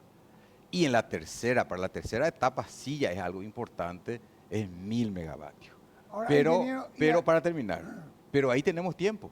Entonces, todas estas herramientas legales que mostramos ahora, esta normativa va a permitir ampliar la generación y más todavía si ya tenemos un proyecto concreto, nosotros los paraguayos y todos los que estamos en el sector eléctrico tenemos la obligación de ir aumentando la capacidad de generación porque ese es un compromiso a largo plazo. Claro. Por eso, para reiterar, disculpame, Pipo, mucha gente se preocupa y dice, pero vamos a usar toda nuestra disponibilidad energética. Bueno, pues tenemos que usar lo máximo posible. Para mí es una gran oportunidad para Paraguay seguir aumentando la capacidad de generación, porque eso significa desarrollo, significa mano de obra, significa fuente de trabajo. O sea que en ningún momento nosotros tenemos que tener miedo de utilizar nuestra energía, pero tenemos que trabajar como para poder acompañar este crecimiento de consumo. Ahora, esto también, ingeniero, hay que sumarle que si vos estás dando la oportunidad de que en el Chaco se deje de utilizar energía de las binacionales, 700 kilómetros, 500 kilómetros, 600 kilómetros, donde vos tenés un gran costo de llevar esa energía en pérdida, en todo lo que coincide eso, y vos empezás a generar ahí mismo, con gas, con solar, con lo que vos generes ahí, a vos te va a generar un sobrante que vas a poder vender bien acá, más cerca de las centrales, a mayor cantidad, a menor, va a haber más sobrante en cantidad inclusive, porque va a dejar esa pérdida que hay de transmitir tan lejos. Uno, el costo de transmitir y venderle, ellos lo hacen más barato comprar allá, vos vas a tener, o sea, hay una cantidad de ventajas que en 10 años sí se puede llegar a pensar, que no solamente puede ser fotovoltaica, sino que puede ser a gas o puede ser lo que sea. Sí, así mismo. Acá lo que nosotros tenemos que pensar cómo generar más y no decir de que tenemos que quedar por aquí, que no tenemos que conceder más ni un contrato porque si no va a terminar la energía. Al contrario, yo creo de que nosotros, y en eso estamos apuntando, de que se aumente la capacidad de generación. Por eso esta ley 7599 es muy importante porque el sector privado ya va a poder generar también. ¿Qué dicen ustedes? Nos decía el viceministro de Minas y Energía recién que están trabajando en la elaboración de un ente regulador del tema energético. ¿Qué papel tiene la ANDE en esa elaboración de lo que sería ese ente regulador? Bueno, siempre dije de que anteriormente no se necesitaba de un ente regulador porque solamente había un actor en el mercado. O sea, ¿quién va a regular? El Estado le va a regular a una empresa del Estado, ¿verdad? No tenía sentido. Pero ahora con esta figura va a aparecer el gran consumidor, ¿no es cierto? Y espero que aparezcan mucho, ¿verdad? Y va a aparecer varios actores de generación del sector privado. Entonces va a haber más actores. Y ahí es importante que haya un árbitro, ¿verdad? Y ese árbitro se llama ente regulador. Hay ahí una cuestión que a mí me dijeron, no es que quiera alabarte ni mucho menos, pero de esto venimos hablando ya desde hace tiempo. Y ahora por fin se concreta en este gobierno, se concreta esto con la ley, con la reglamentación, y no se pudo en años anteriores avanzar porque había cierta resistencia. por parte de los sindicatos, incluso de la institución donde hoy estás. Y me dijeron, confirmame eso, ingeniero, que hiciste un trabajo también de hablar y de aterrizar, de dialogar con el sindicato, que a mí me parece Citran es uno de los sindicatos, si no es el más importante en la función pública. Organizado por lo menos. Y la capacidad de movilización que tienen, te paran todo ellos si quieren. Y hay un nivel de entendimiento. Me dijeron que hay algunas voces todavía que o ahora recién están entendiendo, pero en general hay un entendimiento acerca de lo que mencionaste al inicio de esta entrevista, de que hay un punto de inflexión después de la reglamentación de esta ley. Eso es así, se dio ese proceso de entendimiento con la gente que está en tu institución. No, definitivamente yo valoro mucho a los gremios de la ANDE, porque cuando se trata de algo importante para el país, cuando se trata de algo que se nota que existe una necesidad, conmigo nunca ellos estuvieron en contra. Siempre defiende la institución, pero cuando, en este caso en particular, para la aprobación de esta ley, ellos entendieron perfectamente que había necesidad de que el sector privado entre en la generación de energía eléctrica. Eso no impide que la ANDE también pueda generar, Claro. pero había necesidad para poder avanzar. Entonces ellos entendieron perfectamente. Eso es muy importante para eso. Por eso realmente dije al comienzo que este fue un trabajo consensuado y en equipo. No fue una imposición de ninguna institución, fue un consenso. Y lógicamente la ANDE, por ser la institución que conoce más del sector eléctrico, lógicamente, ¿verdad? Porque la única empresa que existe, el que tuvo mayor participación en esta elaboración de este proyecto de ley, con la participación de todos los ministerios que mencioné inicialmente, ¿verdad? Entonces, eso significa de que los gremios tienen una madurez importante cuando se trata de algo que es bueno para el país. Tú sabes que yo pensé que nos iban a, sinceramente pensé que nos iban a acompañar. Sí. Porque Lo que pasa es que se le mete el cuco a la privatización y yo soy el primero que ya está en contra de la privatización. Así Antes mismo. sí, antes funciona. O sea, ¿para qué querés privatizar nada lo que funciona? Así mismo, y el presidente de la República, Santiago Peña, siempre insistió de que la ANDE se tiene que fortalecer. Claro, Y esto fortalece al sector eléctrico, fortalece a la ANDE, y la ANDE realmente es la empresa más grande del país, el que más paga impuestos, a pesar de que es una empresa del Estado. Recientemente se realizó un comparativo a través de una cooperación técnica del BID, a través de una consultora internacional. La ANDE se comparó con otras empresas similares de la región, que según la CIER, Comisión de Integración de Energía Regional, son las más eficientes. ¿Para qué eso se hizo? Porque nosotros tenemos que saber dónde tenemos que mejorar nuestra gestión. Y con orgullo, y como funcionario en la ANDE, como presidente y como paraguayo, le puedo decir de que estamos orgullosos de que la ANDE está entre las empresas más eficientes en términos operativos de la región. perfecto. Dos cosas, ingeniero. Una es una cosa muy doméstica en el sentido de que como viene hay una alerta de que septiembre hasta no sé cuánto el año que viene hay una serie de tormentas muy fuertes. Sí. ¿Cómo están preparándose ustedes para ese tema? Porque eso genera muchos problemas. No, definitivamente siempre nosotros tenemos un protocolo, ¿verdad? De atención a situaciones Pero están climáticas reforzando esa adversas. capacidad de... Así mismo es. ¿Qué es lo que nosotros hacemos, Vipo? Nosotros preparamos a gente, a personas que no están normalmente en la parte técnica, que nos realiza un trabajo de campo, le preparamos para esos momentos. Entonces, toda la fuerza operativa, inclusive de la parte administrativa, muchos de los funcionarios se preparan para poder aumentar la capacidad de operación para esos momentos, pero definitivamente no solamente la parte operativa.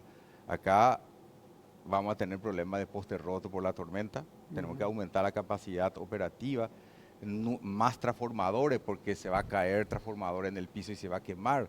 Es decir, definitivamente es un tema que nosotros estamos ya considerando a los efectos de minimizar los problemas a los clientes en esos casos. Justamente hablando del tema de formación y el tema de la mano de obra para la ANDE, técnicos especializados, formación.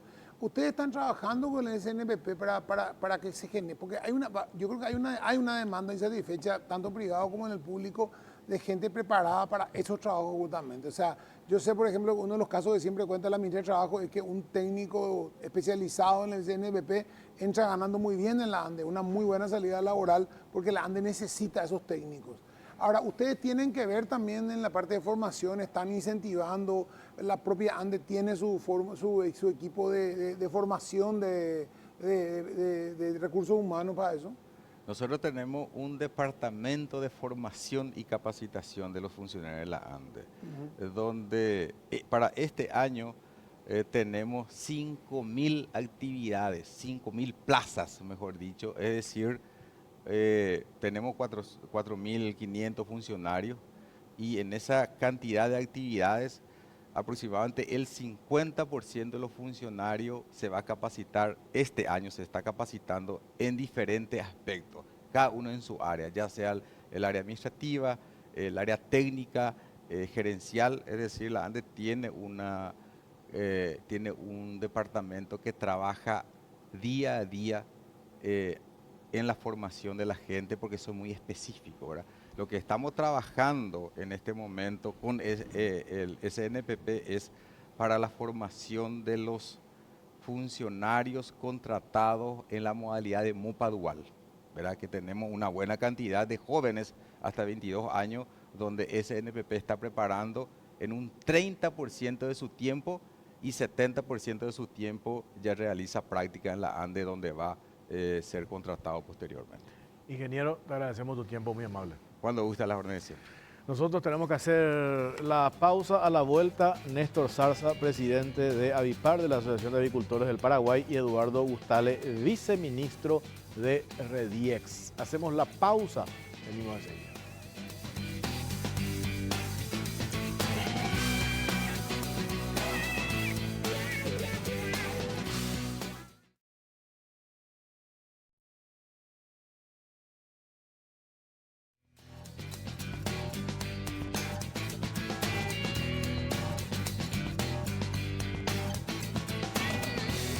Carol Cruz, estamos por Canal 13, también estamos por Unicanal y ya les saludamos a nuestros invitados. Pipo, está Néstor Zarza, presidente de la Asociación de Agricultores del Paraguay. ¿Qué tal, Néstor? ¿Cómo estás? Buenas noches. Buenas noches, Jorge. Buenas noches, Pipo. Un gusto estar con toda la audiencia de Carol Cruz. Y también está con nosotros el viceministro de Rediex, Eduardo Gustale. ¿Qué tal, viceministro? ¿Cómo te va? Buenas noches. Buenas noches, Jorge. Buenas noches, Pipo. Hola, Néstor.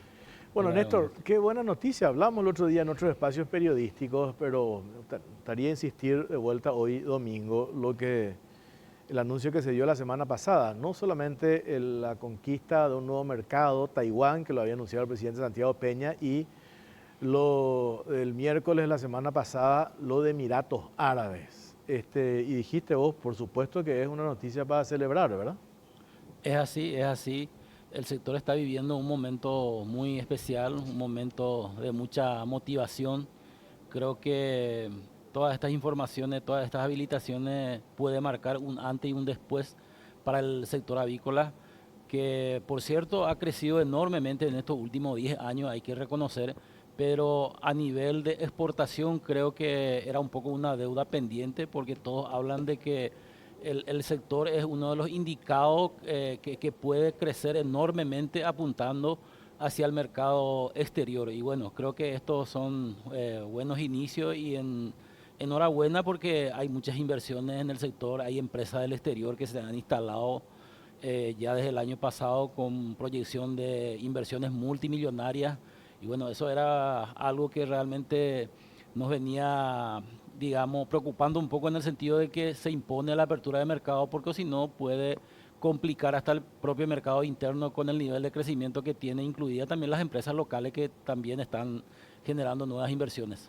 Ahora, la industria avícola tiene ventajas en respecto a los demás tipos de carne en el tema de poder más rápido adaptarse a al aumento de la demanda, es más rápido instalarse con más capacidad, o sea, instalar más capacidad de producción para ustedes que para para otros productores. Tal vez eso sea un elemento a favor. Acá creo que el factor fundamental es que la carne aviar es la carne más consumida hoy por hoy en el mundo. Entonces, y el país tiene todas las condiciones de producir carne avícola, ¿verdad? Fundamentalmente, una de las fortalezas principales es la materia prima suficiente a buen precio, ¿verdad? Basta con salir un poco de nuestro país, ver un poco los precios que se manejan en otros mercados que no producen y nos damos cuenta de la enorme ventaja que tenemos y el potencial que se tiene. Entonces, creo que un poco eso podemos convertirlo en realidad y sobre todo siempre hablamos de que la alternativa de darle más valor agregado es a través de la producción de carne, ¿verdad? En este caso avícola, que de materia, si exportamos materia prima, ese valor podemos cuadruplicar o quintuplicar inclusive, ¿verdad? O sea, si se exporta materia prima por 1 millón, al convertir en carne podemos enviar por 5 o 6 millones de dólares. De hecho, no están exportando Sí. carne ustedes, o sea, siempre pensé ¿a qué le llaman materia prima y a partir de cuándo se llama carne? De hecho, estábamos exportando, el sector exporta, ¿verdad? Pero un volumen no muy representativo, ¿verdad? El nivel mayor de exportación llegó a 14 millones de dólares, creo que fue en el año 2024, ¿verdad? Y son 2 empresas que hasta hoy día han exportado, ¿verdad? A partir de ahora tenemos una expectativa mayor, ¿verdad? La El idea es, dicho faenado. claro, las presentaciones creo que se va a ir definiendo, hasta hoy día creo que no hay muchas presentaciones, obviamente se fracciona, se despieza esto, ¿verdad? Y cada mercado tiene necesidades y requerimientos diferentes. ¿Cuál es el rol, viceministro, de Rediex en todas estas conquistas que se fueron anunciando? El jueves nomás, la semana pasada, teníamos lo de Singapur para el sector de la producción ovina, lo del sector avícola también, el sector porcino también. ¿Cuál es el rol de Rediex en todo este escenario, viceministro? Es muy buena pregunta. Y quisiera también volver a lo que mencionó Pipo de la cadena de valor, de lo que representa una exportación, ¿no? Y del pollo a un nuevo mercado. Detrás de eso, y hablando del sector primario, ahí están los productores de maíz que producen esos alimentos, ¿verdad? O sea, hay un montón, toda una cadena de valor detrás de de un nuevo mercado. Creo que es importante lo que menciona el compañero. Respecto al rol de Rediex, Rediex es la red de inversiones y exportaciones del Paraguay, depende del Ministerio de Industria y Comercio. Sí. Y nuestra tarea es muy sencilla, es llevar Paraguay al mundo. Se trata de traer nuevas inversiones, como la que mencionaban en el rubro avícola, se mencionaron algunas importantes en los últimos meses. La empresa Pluma, la semana pasada, o la vuelta de JBS. Y también la de llevar Paraguay al mundo en el sentido de más productos paraguayos a nuevos mercados. Aquí estamos hablando de lo que Paraguay ya produce, es decir, tenemos la carne bovina a un nuevo mercado, la carne avícola a un nuevo mercado.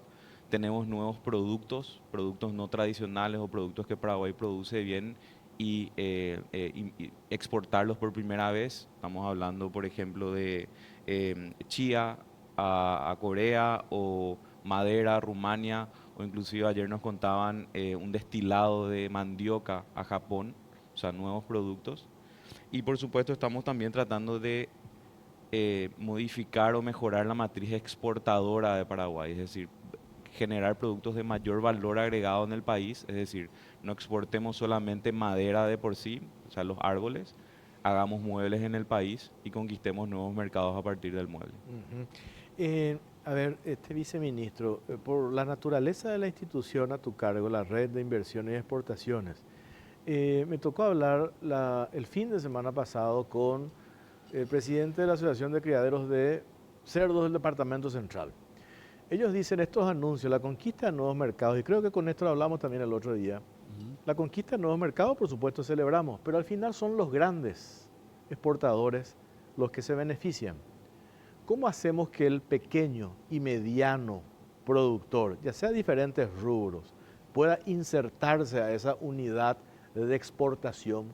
¿Qué necesitamos para que se dé eso? Porque de lo contrario, que me decían, son los grandes, los monstruos los que terminan beneficiándose y los pequeños y medianos quedan en la periferia. ¿Cómo también hacen para subirse a ese barco y alcanzar niveles importantes de exportación? Yo, en el MIC nosotros hablamos de exportación en todo sentido, ¿verdad? Trabajamos con muchísimas MIPYMES que hoy ni siquiera, o sea, hace un año no pensaban, no tenían ni idea de que el mundo era posible y hoy están exportando, como te mencioné, un destilado de mandioca a Japón por primera vez y eso es un proceso que toma tiempo. O sea, nosotros no descuidamos las pymes y nuevos productos. Con respecto a estos grandes mercados, yo creo que el rol de los gremios y de las asociaciones es muy importante, ¿verdad?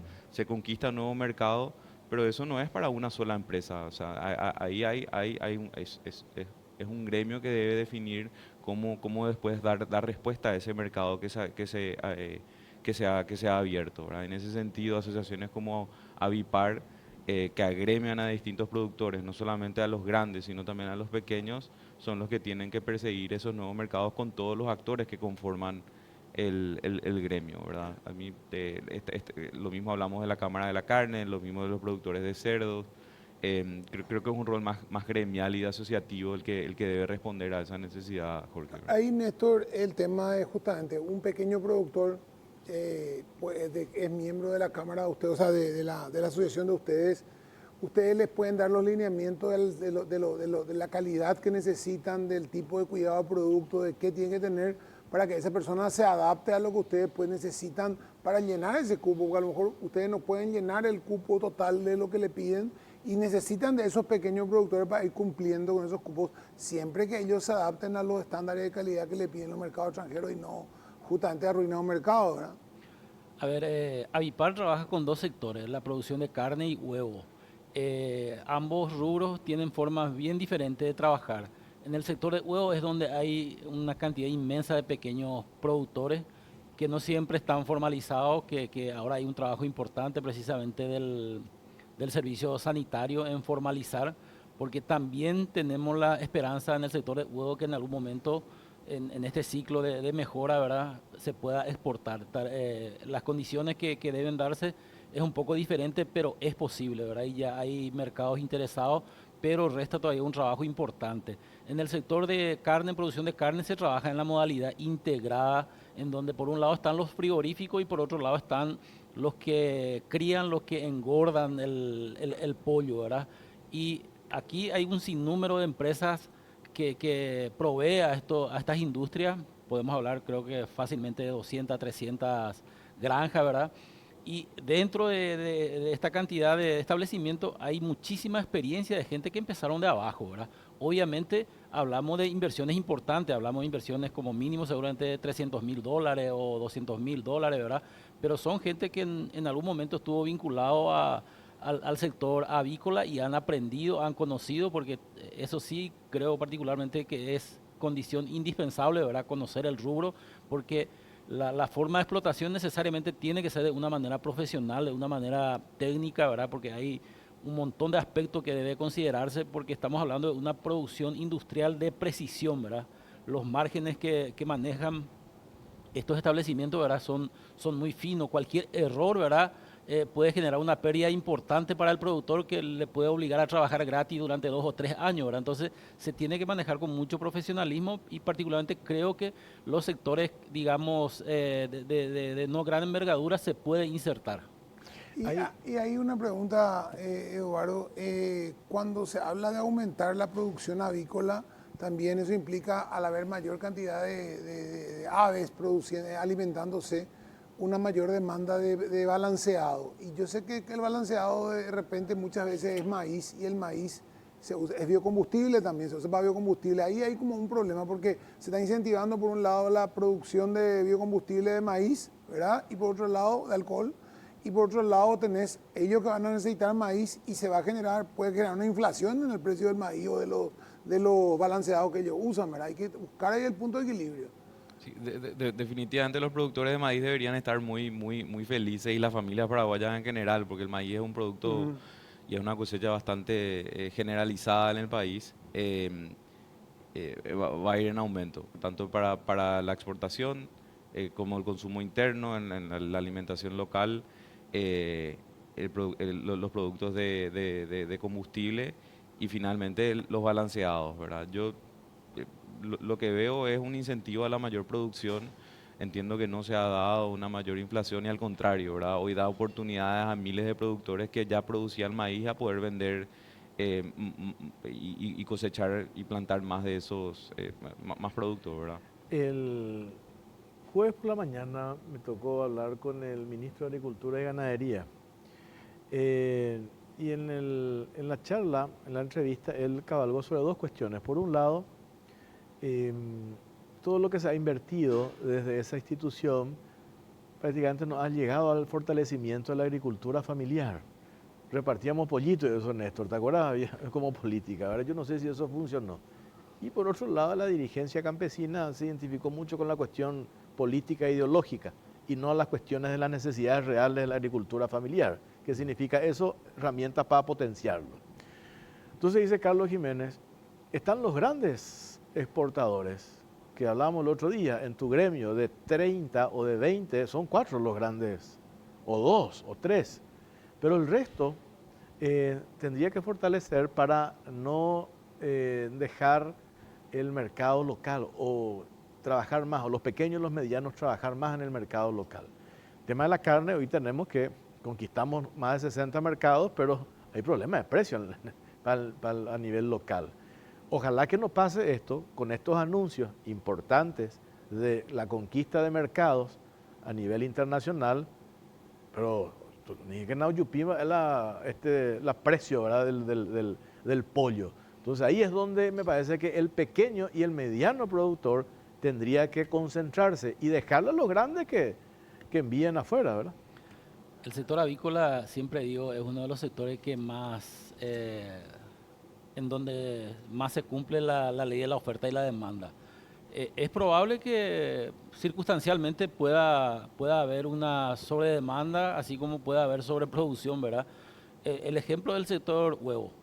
El sector huevo el año pasado, medio mundo se plagueaba porque se dispararon los precios, ¿verdad? Y la cuestión era sencilla, que la producción no cubría el consumo, ¿verdad? Hoy estamos en una situación al revés en el sector huevo. ¿Qué generó eso del año pasado?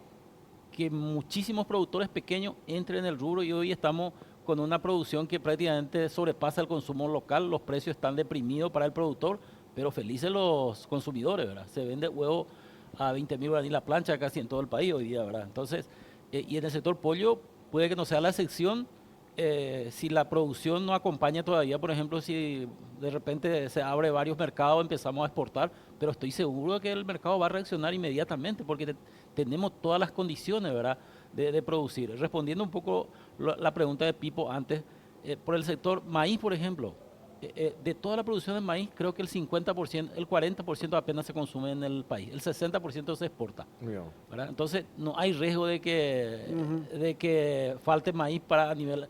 Al contrario, la idea es darle mayor valor agregado de manera que eso quede acá, ¿verdad? Porque está demostrado, como decía, ¿verdad?, de que el valor agregado prácticamente se cuadruplica, ¿verdad?, cuando se convierte en estas proteínas, ¿verdad? Entonces, por ese lado, yo estoy seguro de que el mercado va a acompañar y ese sobreprecio creo que todo es circunstancial, inclusive en la carne vacuna, ¿verdad? La carne vacuna que de repente si pasa por una crisis, mucha gente se retira y cuando esto cae la producción también se encarece después de la siguiente etapa, ¿verdad? Claro. Tenemos que hacer una pausa cortita. A la vuelta seguimos con nuestros invitados. Ya venimos.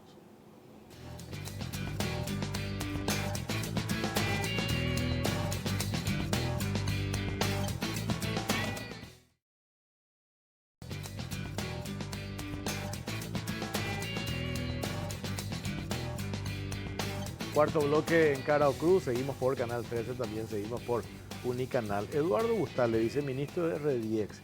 Hiciste referencia al trabajo también que están trabajando con las MIPYMES, ¿verdad? Así es. Que me parece demasiado importante. Esto nos decía también el viceministro de MIPYMES, todo lo que se ha logrado con la cédula MIPYMES, ese gran salto en el proceso de formalización para poder trabajar de manera más coordinada.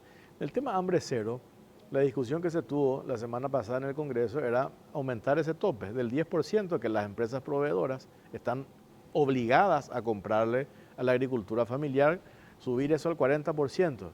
Y nos decía el ministro de Agricultura, ojalá el 40%. Hoy de hecho se compra al sector de la agricultura familiar, pero subimos al 40% pues no damos abasto.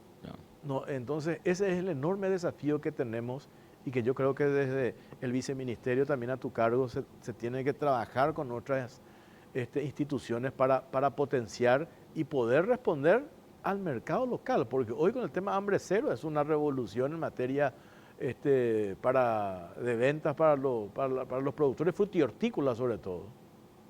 Es una realidad, las MIPYMES son la mayoría de las empresas en el país.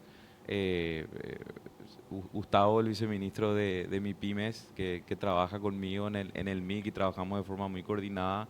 De hecho, está llevando adelante una revolución de MIPYMES en el país, no solamente para aumentar la productividad de estas MIPYMES, porque al final la formalización es una consecuencia de la mayor productividad, es decir, cuando uno empieza a vender más y tiene que acceder a nuevos mercados, me refiero a nuevos clientes y salir, digamos, de su zona de confort, es cuando uno se formaliza, porque el mercado te exige esa formalización. Y eso es lo que estamos viendo hoy con las MIPYMES. Hoy creo que hay casi 500.000 MIPYMES con cédula MIPYME, Sí. y eso implica que tienen una cuenta bancaria, eso implica que sabemos cuánto ganan, que pueden acceder a un crédito más accesible, etcétera. Y esa es la forma en que ganan competitividad y esa es la forma después en que pueden responder a una mayor demanda de un programa del Estado como Hambre Cero o sencillamente la mayor cantidad bueno, todas estas empresas que hablamos que vienen a invertir en el país tienen una cadena de valor de proveedores que al fin y al cabo son MIPYMES que tienen que dar respuesta a estos nuevos clientes, ¿verdad? Detrás de una nueva fábrica que se instala hay un metalúrgico, hay un carpintero, hay una cocinera o una MIPYME que provee alimentos a esa nueva fábrica. Esa fábrica nueva exige una factura, esa fábrica nueva tal vez te obliga a aumentar tu producción, entonces necesitas sacar un crédito. Creo que es un círculo virtuoso que se está dando y efectivamente pasa por porque el gobierno y también los privados demos apoyo a las MIPYMES para que estas MIPYMES aumenten su productividad y su competitividad. Ustedes en Redex en todo caso siguen teniendo esa posibilidad de cuando alguien va con una idea, por ejemplo, quiero poner una granja avícola, quiero producir huevos, veo que se va a aportar cerdo. Ustedes tienen siempre gente que está capacitada para asesorarle en todo el proceso a la gente, como siempre han hecho, ¿verdad?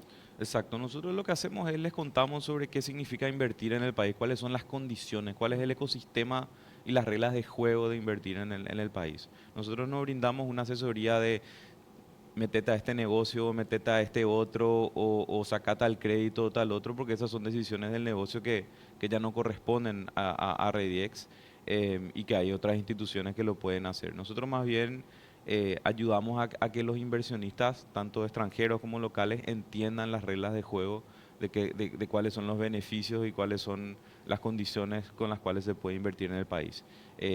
Lo que se llama reducir las asimetrías de información, ¿verdad? Damos a conocer las condiciones para que la gente básicamente pueda invertir con mayor conocimiento y atreverse también a invertir. ¿Y a quién tiene que ir, por ejemplo, si una persona que tiene una granja, está produciendo otra cosa y quiere decir, bueno, quiero producir pollo, ahora que se va a exportar el pollo, va a valer más el pollo, hay más va a haber mercado para el pollo, ¿puede recurrir a usted o a quién tiene que recurrir para que le digan, bueno, cuáles son quién me puede asesorar con esto? O sea, asesorar para hacer bien. Sí, sí. Precisamente cuando hablaba de la modalidad que trabajan los frigoríficos aquí en el país y decía de que trabajan a través de esta forma integrada, eso incluye el servicio de asesoramiento. Primero, conversa con el frigorífico si tiene la posibilidad de habilitar contratos para la construcción de granjas como integrado de ese frigorífico. Y obviamente con estos proyectos de crecimiento, con estas habilitaciones, la mayoría de las empresas están en crecimiento y están habilitando nuevos contratos porque siempre hay gente interesada. Ese convenio con ese frigorífico implica, aparte del asesoramiento, desde la misma adquisición de la infraestructura, ¿verdad? Le conectan con los proveedores del exterior, si hay que importar productos, le conectan con los profesionales que van a construir. Y obviamente una vez que se inicie el proceso de producción, tienen un régimen en donde le acompaña un profesional veterinario especializado en la parte Para certificar eso. Claro, más que certificar para que la práctica se adecue a al aspecto técnico que es fundamental en este rubro, ¿verdad? Claro, Porque lo que- bioseguridad, inocuidad, todo eso. la parte sanitaria, Sí. bioseguridad, nutrición, de hecho le provee la totalidad de los insumos, llámese balanceado, llámese pollito, ¿verdad? Genética, ¿verdad? Entonces, es un servicio completo y que de alguna manera le facilita bastante y sobre todo, una vez que llegue a término la producción, ellos cosechan totalmente de ese productor y el productor no se encarga de la comercialización, que siempre es una etapa bien complicada para cualquier productor. De tu gremio, de tu asociación, ustedes, dejad de lado los productores de pollo, ustedes que están en el sector de los huevos, ¿están en hambre cero? El sector de pollo está en hambre cero. El sector de huevo creo que no hay una conexión directa del tema huevo, pero sé que, como le decía, que este sector tiene mucha producción a nivel de pequeños productores. Hay un contacto directo de estos pequeños productores Ah. ayer nomás estaba en un lugar del interior y veía que en la cocina de un colegio había cualquier cantidad de huevo, ¿verdad? Que precisamente no era mi producción, pero yo estoy también, digamos, en esa zona produciendo, ¿verdad? Entonces, de alguna manera eso me puso feliz porque evidentemente hay una conexión de hambre cero con los pequeños productores. Y viste esa cantidad de huevos y te fuiste muy pero yo voy a pedir, le dijiste, ¿verdad? Así es. No, supuse. Pero ahí de la zona. No, no sé dónde compró, ¿verdad? Pero evidentemente hay un régimen centralizado de compra seguramente de cada empresa. Claro, y ahí es donde se quiere trabajar y hacer esos ajustes para fortalecer el programa Sí. que se compre en la zona. Totalmente. Precisamente el sector de nuestro gremio trabajó en la primera normativa que se elaboró en el país para la producción y comercialización de huevos y habíamos hecho un trabajo de casi 2 años en forma conjunta con SENAGSA, con la Facultad Veterinaria, con el Viceministerio de Ganadería, precisamente pensando en los pequeños productores de manera que tenga un marco regulatorio que le pueda guiar un poco para mejorar un poco su producción. Hoy hay líneas de acceso, cuando recién mencionaste, eh, cuando hay pequeños productores o medianos, incluso que hacen engorde, que trabajan para los grandes, pero para la instalación de una granja con todas las características y condiciones en materia de bioseguridad que se necesita, requiere una inversión, diste un monto, $200.000. 300.000. $300.000. Sí. Vamos a obvio, la mitad nos está $300.000. Supongo yo que hay un acompañamiento de Banco Nacional de Fomento, Pero AFD. eso es un proceso largo también. Hay gente que ha empezado de a poco y con esa, a partir de ese flujo va arriesgando más, ¿no? No es que hoy ¡pa! Definitivamente es un proceso y hay, te diría así respondiendo directamente que hay financiación, ¿verdad? Ahora, la entidad financiera evalúa a su potencial cliente, ¿verdad? Tiene su área de riesgo, ¿verdad? Y cuando ve de que la persona interesada enfoca con conocimiento su rubro que pretende abordar, obviamente hay línea de crédito, ¿verdad? Yo te puedo hablar de una experiencia particular de hace 15 o 20 años atrás, ¿verdad? Que así nos insertamos en el rubro, ¿verdad? Y una vez que se demuestre de que hay formalidad, de que hay responsabilidad, uno puede salir adelante. Qué clave es, viceministro, identificar esas líneas de crédito que hace mención Néstor y en el trabajo desde el Estado, desde el gobierno, porque el productor que está en su finca está concentrado de las 4 de la mañana hasta la noche trabajando allí. Pero ¿quién le hace el lobby? ¿Quién le da la información de las líneas de créditos que tiene para poder crecer e insertarse a un mercado mucho más competitivo? Esa me parece también es, en gran parte el rol que tienen que tener ustedes, o no sé si que tienen, me parece. Tenemos el Tienen. ministerio, y le habrán escuchado al ministro Riquelme hablar de la revolución Sí. industrial. La primera pata de esa revolución industrial, hablamos del acceso al financiamiento, de hackear el financiamiento en Paraguay, de volver realmente accesible el financiamiento, no solamente para las MIPYMES, como ya se está haciendo, y se abrió hace poco el fondo MIPYMES, de manera que más empresas pequeñas puedan acceder a mejores tasas, pero también a mejores plazos. Acuérdense que los plazos también son importantes y hoy lastimosamente son muy reducidos todavía en el capital local, y también el financiamiento a industrias. Las industrias especialmente las industrias más complejas, requieren un financiamiento que pasan los 10, 12, 20 años, ¿verdad? Es una tarea que el Ministerio de Industria y Comercio está súper abocada ya con algunos resultados a la vista, como es el fondo de MIPYMES que se anunció hace poco.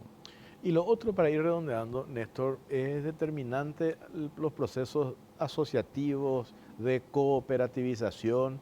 Eso también, viceministro, porque de lo contrario solo es más complicado, ¿verdad? Cada uno su gremio, sector porcino, avícola, ovino, me decía hoy Luis Salinas, ese sector, que ellos están muy bien organizados, así como se logran, se trabaja mejor, digamos.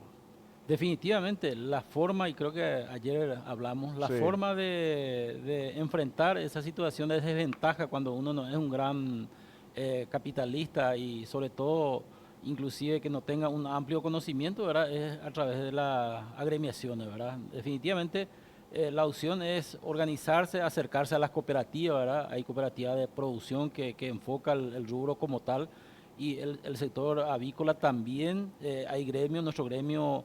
Nosotros prestamos asesoramiento en cuanto a todo lo que conocemos y todo lo que estamos involucrados, ¿verdad? Para cualquier persona interesada. También le pintamos el panorama real, porque decía que el rubro de huevo es bien diferente al rubro de producción de carne, entonces es fundamental acercarse a los gremios. Tu sector, tu asociación, ¿a cuántos emplea aproximadamente hoy? La parte avícola. Sí. En realidad no tenemos un estudio muy actualizado. Hace aproximadamente 4 años que habíamos ordenado un estudio a través del estudio MF Consultora y en aquel momento habíamos concluido de que de manera directa, en ese momento estaba un poco en baja el sector avícola, ocupa directamente a 10.000 personas, de manera directa, ¿verdad? Si esto multiplicamos por 4, ¿verdad? Se va a 40.000, ¿verdad? Y aquí no entra el sector de la logística, de toda la cadena de valor que está detrás, ¿verdad? Y acá hay que resaltar algo, el sector, lo que produce el sector en un 80 a 90% se genera acá en el país. Y tal vez tenga un incorporado de insumo del exterior no más del 5 o 10%. O sea que ese número que tienen ustedes del 10.000, que hace 4 años, eso habrá trepado Estimo que por lo menos un 50% un habrá crecido, 50%. sí, estimo. Y a ver, para redondear también, viceministro, en esta tarea del trabajo que están haciendo ustedes, esto es un dato demasiado importante, ya que le mencionaste a Gustavo Jiménez, viceministro de MIPYME, ese salto que hemos dado a los 500.000 con cédula MIPYME. Teníamos nosotros hace cuánto, hace 2 años teníamos 20.000, o no sé si, o menos incluso, ¿verdad? El salto es impresionante. Es Hoy se demasiado calcula que grande. hay, o sea, creo que el 80, no, 90% de las empresas son MIPYMES. Es decir, empresas que facturan en realidad $1 millón al año es como el tope, pero estamos hablando de empresas muy pequeñas, inclusive porque hablamos de micro y pequeñas y medianas empresas en realidad en esa categoría. El esfuerzo que ha hecho el ministerio por incluir, porque no es la palabra formalizar, a mí me parece es incluir a estas empresas a una cadena de valor a partir de la creación de la cédula de MIPYMES, a partir de ayudarles a que se bancaricen. Hoy tenés casi 800 EAS, empresas simplificadas, que se abren al mes a través del SUACE. Cada una de esas empresas automáticamente recibe, o sea, automáticamente tiene acceso a una cuenta de banco en una vía directa. Son todas formas de que estas empresas ganen en competitividad, ¿verdad? Tener una cuenta de banco te permite pagar en cualquier parte de forma muy accesible, te permite también demostrarle al banco cuántos ingresos tenés como empresa y por ende acceder a un mejor crédito. Y hay un montón de cosas que te permite facturar para poder acceder a proveedores que son más exigentes o que te compran más y que ya necesitan una factura legal. Todos estos pequeños pasos, nosotros hablamos de un paso hacia pequeños pasos hacia la formalización, pero en realidad son pequeños pasos hacia la mayor productividad. Cada uno de esos pasos, ya sea abrir sacarte tu cédula MIPYME, tener visibilidad con la cadena de valor, poder facturar o poder bancarizarte, sacar una cuenta de banco, al fin y al cabo lo que hacen es que esas empresas terminen vendiendo más. Y Claro. esa relación está directamente está súper comprobada, ¿verdad? Viceministro, gracias por su tiempo, muy amable. Muchas gracias a ustedes. Néstor, gracias por tu tiempo. Seguimos en A contacto. las órdenes. Tenemos que hacer la última pausa. Venimos enseguida.